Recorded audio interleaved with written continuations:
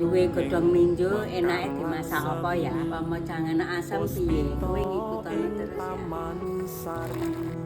Manglung manungsung wengi kalawan wulan dadari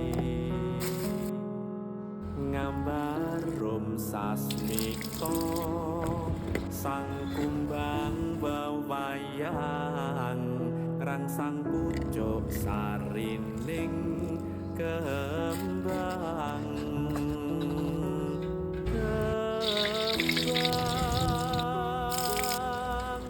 kusumaning ratri mung sawiji